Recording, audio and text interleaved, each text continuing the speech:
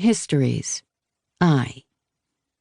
Ladies and gentlemen, I will begin this final meeting with a short poem by Emily Dickinson about history and witches, in order to pick up the discussion of last time when I was talking about the Neapolitan novels and writing that inspires and activates other writing. It's just a few lines. Witchcraft was hung in history, but history and I find all the witchcraft that we need around us every day. What I've always liked about this handful of words is the "and" that proudly unites history and I.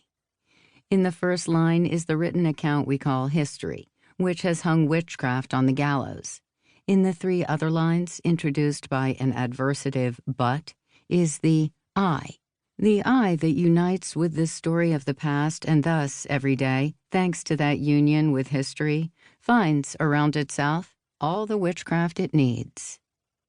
I read the poem more or less like that for some decades, and the reference to the witches made me fantasize excitedly that, from the writing that suffocated the spells, a female I would derive a writing that, as needed, would return to complete them in daily life, joining people and things that supposedly couldn't be joined.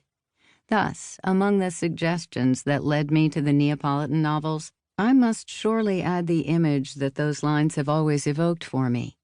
A woman who sits at a table and writes history and I as a challenge, almost a confrontation, and with that juxtaposition gives a furious start to a thread of words that from the hostile writing of the witch's art extracts a story that draws on that art.